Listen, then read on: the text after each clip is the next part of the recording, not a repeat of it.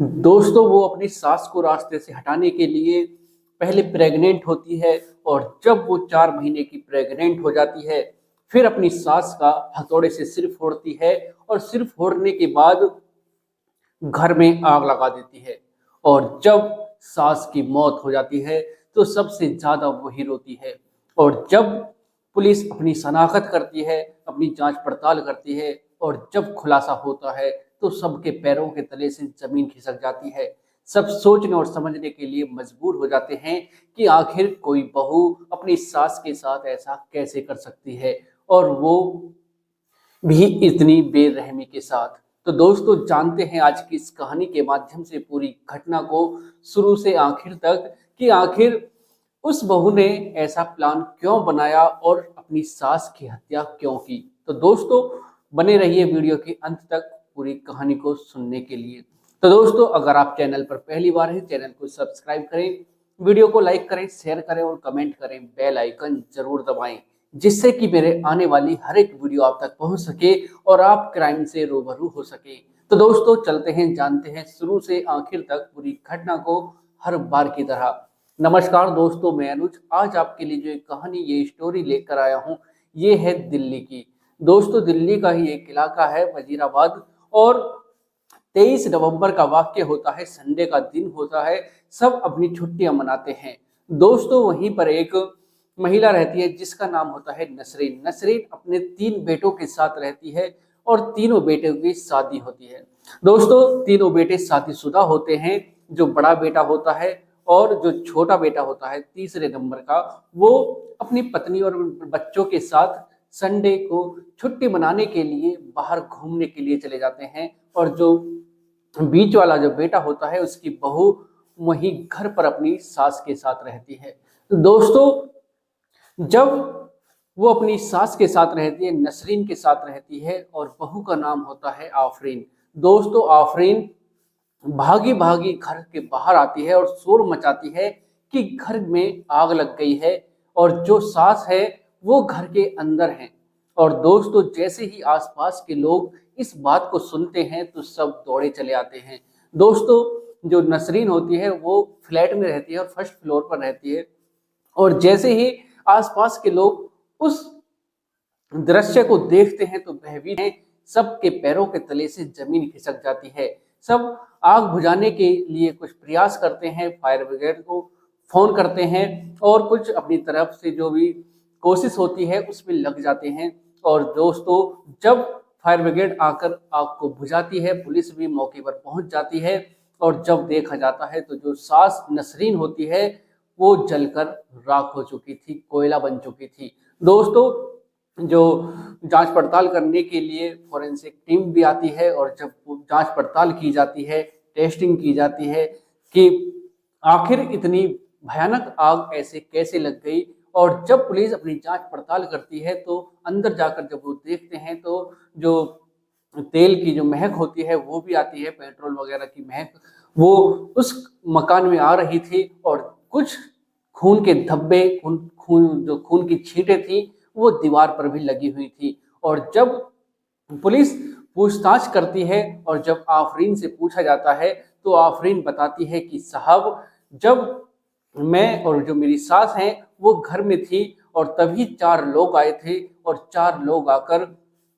वो लूटपाट करने लगे, और जब उनका विरोध मेरी सास ने किया तो वो सास के ऊपर वार करते हैं। और जैसे ही वो मेरी तरफ आए तो मैंने उनको बताया कि मैं 4 महीने की गर्भवती हूँ, तो उन्होंने मुझे एक तरफ बैठा दिया, और फिर जो मेरी सास थी वो उनका विरोध कर रही थी, और तभी उनमें से एक जने ने हथौड़ा लिया और हथौड़ा लेकर वो सास के सर पर मार दिया, और सास वहीं पर जमीन पर गिर पड़ी।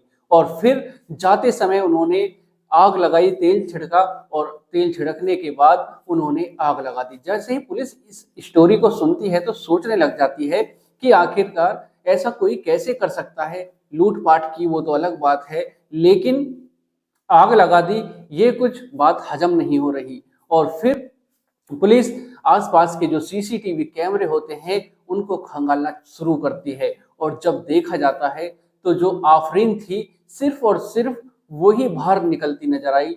कोई 4 लोग घर से बाहर निकलती नजर नहीं आई। और फिर पुलिस आफरीन को गिरफ्तार करती है, उससे पूछताछ की जाती है और जैसे ही पूछताछ की जाती है फिर आफरीन टूट जाती है और फिर वो जो पूरी कहानी को बताती है तो सब हैरान हो जाते हैं, सब सोचने और समझने के लिए मजबूर हो जाते हैं कि आखिर कोई बहू अपनी सास के साथ ऐसा कैसे कर सकती है। दोस्तों, आफरीन बताती है कि जो मेरी सास थी वो शुरू से ही यही कहती थी कि जो मुझको पसंद होगी, जो भी बहू मुझको पसंद होगी, मैं उसको ही अपने हिस्से से, अपनी जो जमीन है, अपनी जो मकान है, उन्हीं को मैं अपना हिस्सा दूंगी, बाकी किसी को भी नहीं दूंगी। और जो मेरी जो हमारी जो 3 बहुओं में जो सबसे बड़ी है और जो सबसे छोटी है, सिर्फ और सिर्फ उन्हीं को मेरी सास पसंद करती थी और मुझको वो तनिक भी पसंद नहीं करती थी। और जैसे ही मुझको यह पता चलता है कि वो हमको हिस्सा नहीं देंगी तो फिर मैं इस तलाश में लग जाती हूँ और फिर कि अपनी सास को अपने रास्ते से हटाने का कुछ प्लान बनाती हूँ। प्लान मैं काफी दिन पहले बनाकर तैयार कर लेती हूँ और फिर इंतजार करती हूँ कि जिससे कि ऐसा कुछ हो जिससे कि किसी को मेरे ऊपर शक ना हो। और फिर मैं प्रेग्नेंट होती हूँ और प्रेग्नेंट होने के 4 महीने तक मैं इंतजार करती रहती हूँ कि जिससे कि किसी को मेरे ऊपर शक ना हो कि मैं ऐसा कर सकती हूँ।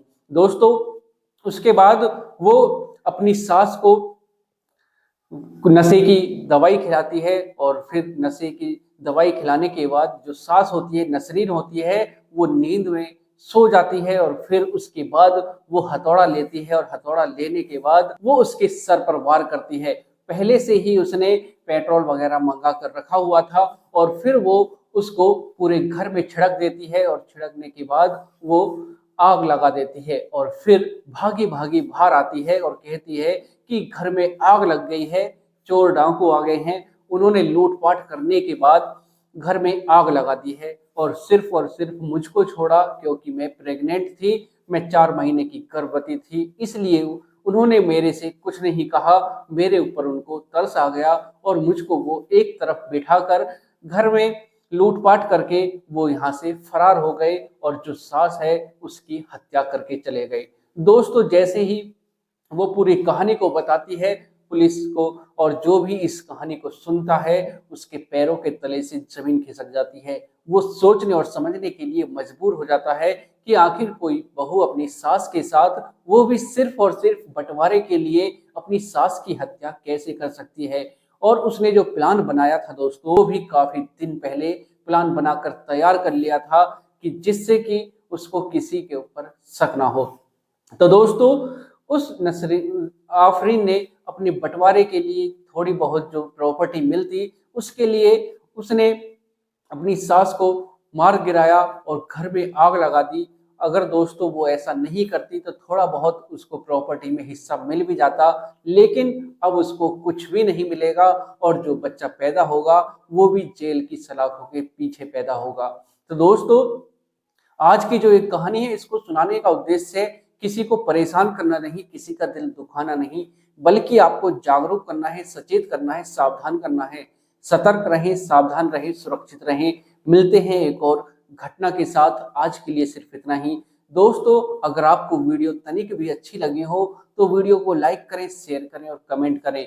दोस्तों, चैनल पर अगर पहली बार हो तो चैनल को सब्सक्राइब किए बिना बिल्कुल भी ना जाएं, क्योंकि आपके एक सब्सक्राइब से मेरा हौसला बढ़ता है, आपके एक लाइक से मेरा हौसला बढ़ता है।